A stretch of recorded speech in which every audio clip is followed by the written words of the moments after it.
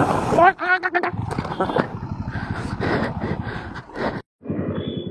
it's time to leave this beautiful place. Sachin भाई, आप video में हो. Thank you for your hospitality और thank you for your food. Prashant भाई को बोल देना, वो सोया अभी. प्रशांत भाई, कपिल भाई, अक्षय भाई को बोल देना कि तुम पूछ रहे थे निकलता है. ठीक है, ओके, चलो बाय. फिर मुंशियारी आऊँगा तो इधर आके स्टे करके जाऊँगा. ठीक है, चलो. It's fine.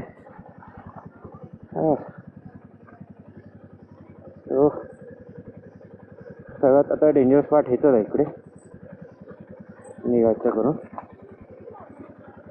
Anyway, we are done from Mukteshwar. Bye माया.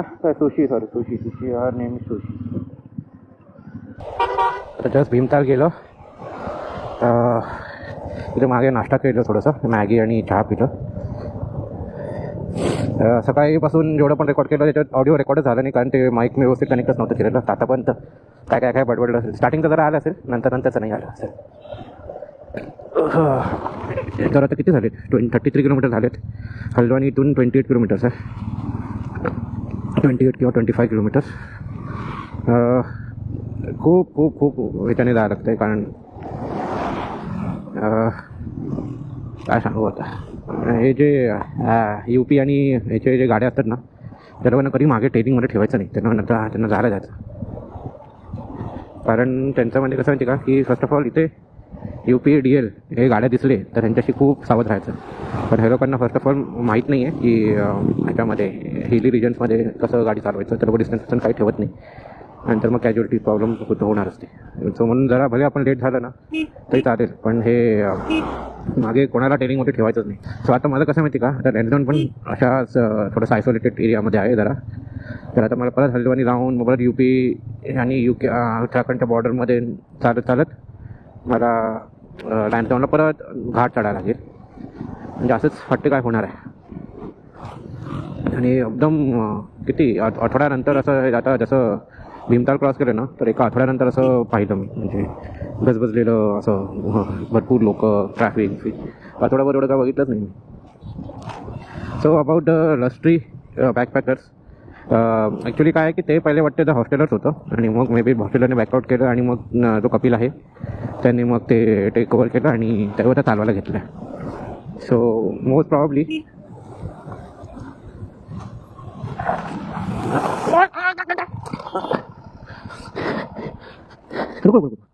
बंद करतो.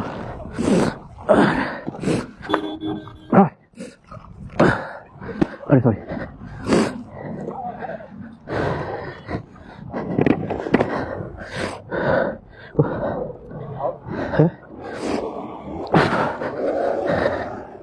वो पीछे हॉर्न मारा था, मैं इसलिए साइड जाने वाला था तो आगे सर गया. थैंक यू भाई, थैंक यू.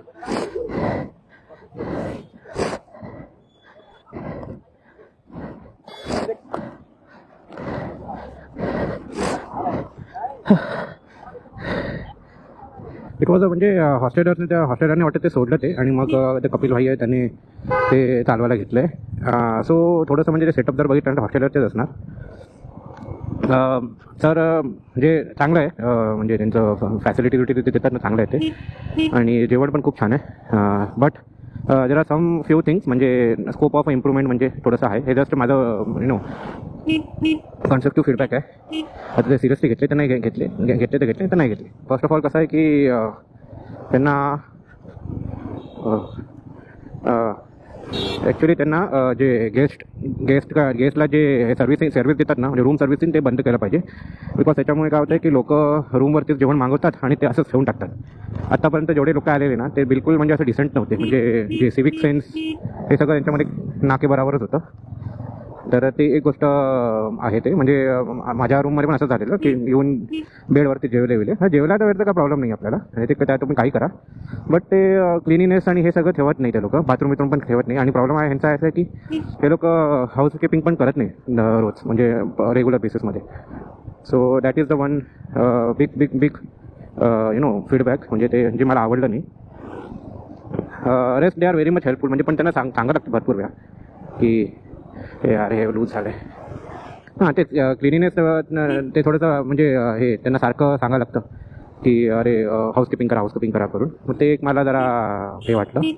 आणि नेक्स्ट इज दॅट की जे नॉर्मल ह्याचे रूल्स असतात हॉस्टेलचे, म्हणजे की 11 नंतर तुम्ही लाईट्स बंद केलं पाहिजे आणि म्युझिक बंद केलं पाहिजे.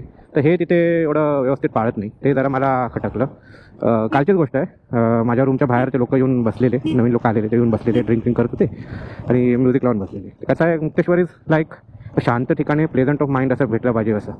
आणि इथे येऊन असं लाऊड म्युझिक लावून बसलेलं. तर 11 वाजल्यापर्यंत मी काय बोललो नाही. 11:30 वाजता मी एकदा बोललो की भाई थोडासा सोना आहे, आप थोडासा म्युझिक कम करू करते.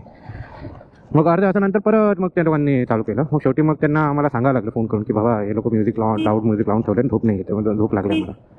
मग नंतर मग त्याने येऊन ते बंद करायला लागलं. तर हे ॲक्च्युली कसं आहे की हे असं बोललं पाहिजे नाही, तुम्हाला ते हे फॉलो केलं पाहिजे. पण त्याच्यामध्ये मला तर काय दिसलं नाही की त्यांनी असं कधी फॉलो केलं की. I don't no they our list border about it or not, I don't no. But this is the thing. हे जे म्हणजे स्कोप ऑफ इम्प्रूव्हमेंट आहे याच्यामध्ये. That's everything is fine. I highly recommended. आता मुन्सियारी जरा बरेच जण रेकमेंड केले मला. तर मग मुन्सियारीसाठी परत मला इथूनच जायला लागेल. So this is the ideal place for me to stop for a day or 2 days.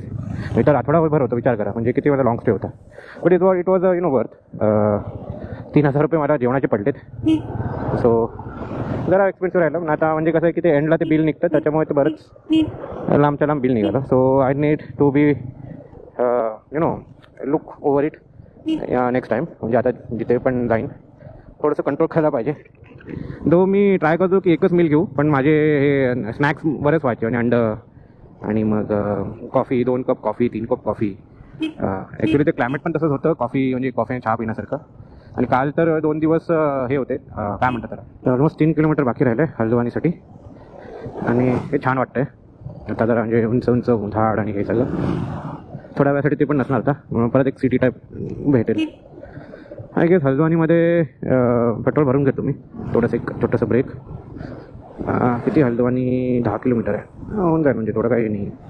आता जरा वाईड आहेत रोड, वरतीपर्यंत वाईड नव्हते एवढे. ॲक्च्युली मी व्हेरी फ्रँक ना, मी असं प्रॉब्लेम म्हणजे आता जसं प्रॉब्लेम आता पडलो मी, नशीब जास्त म्हणजे काय एवढं नव्हतं. ते खाली माती होती आणि तिथे घसरली, म्हणजे स्लिप झाली पडली. आणि तो मागे पण होता, तो त्याला जायला जायचं होतं म्हणून. तिथे ॲक्च्युली कसं आहे, ते लोकांना पेशन्स नसतं. तर मग म्हणजे मग म्हणून ते लोक सारखं हे करत असतात. त्यापेक्षा बोललं की बाबा जाऊन द्या. आय डोंट रिमेंबर की असं प्रॉब्लेम मी मॅक्लोडगंजला जाताना फेस केलं असेल.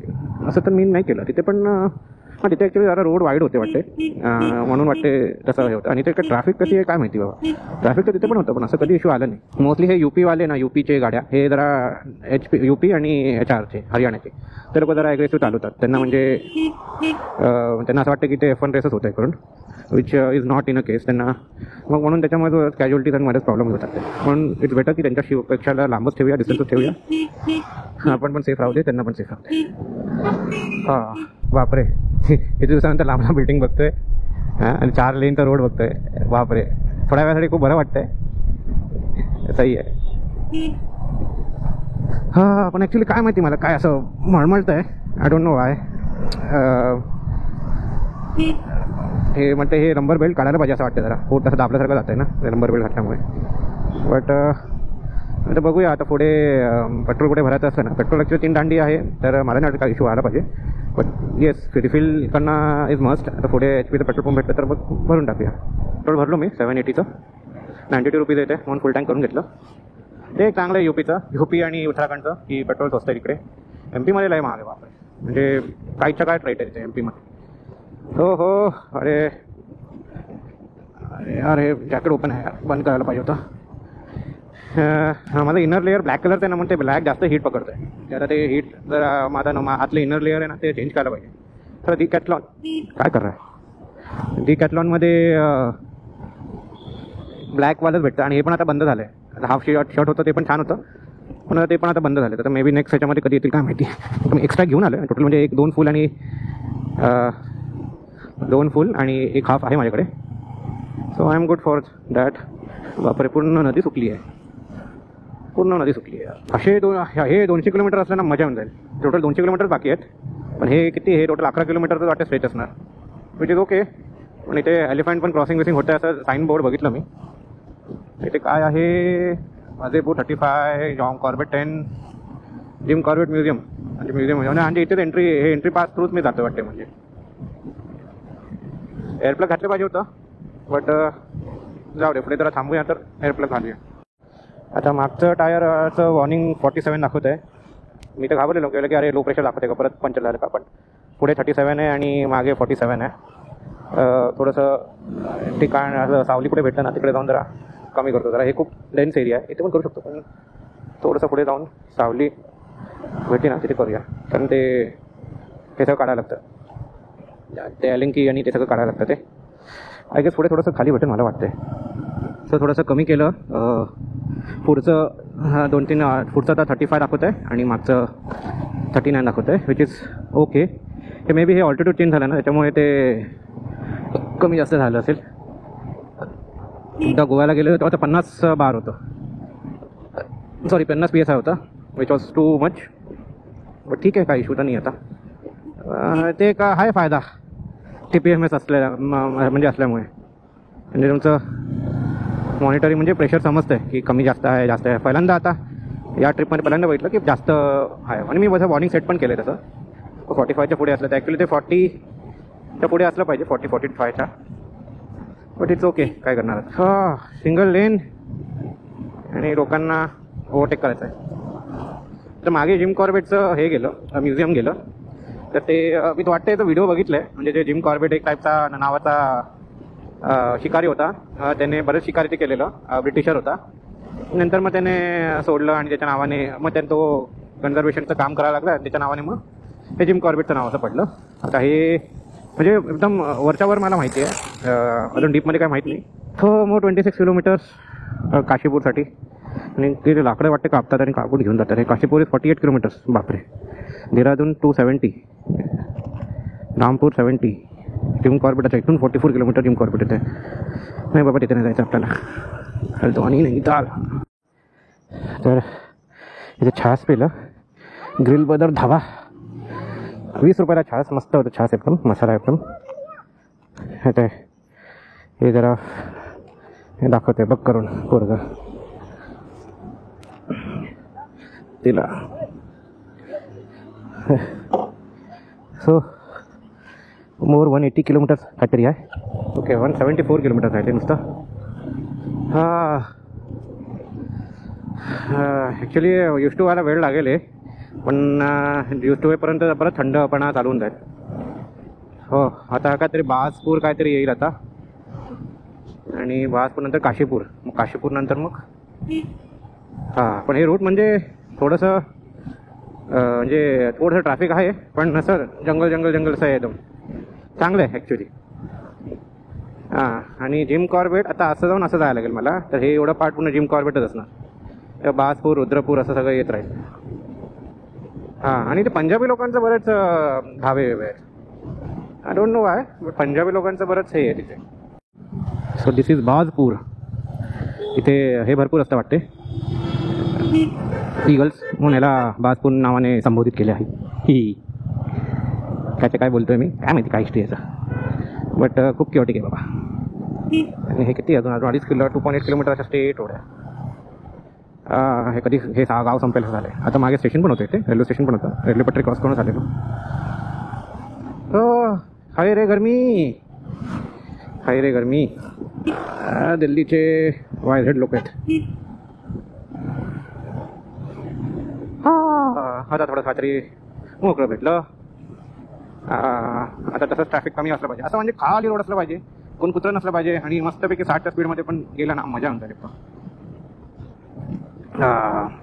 आता मे बी ना, जर पहाडमध्ये यायचं असलं ना तर सगळं बेस्ट टाईम असं वाटते दिवाळीच्या साईडलाच असणार. थंडी तर असतेच, बट गरमी कमी असते. पण त्या टायमाला गुजराती सीझन चालून जाते. मग इथे पण तेव्हा पण काय भरपूर गुजराती लोक भेटतील तुम्हाला.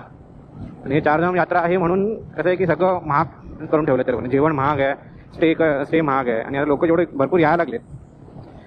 ॲक्च्युली असं मी हे नाही बोलत आहे, ॲक्च्युली कसं आहे की 2 या 3 महिन्यात हे लोक मस्त कमवतात. त्याच्यानंतर मग थोडं कमाईचं सोडून थंडच असतं त्यांचं. तर मग असं इकडचं कॅल्क्युलेशन आहे, गुरुद्वारा आहे. बाजपूर गया, बाजपूर गया, आगे से राइट है. वाटते ते हायवेला टच होईल मी वाटते.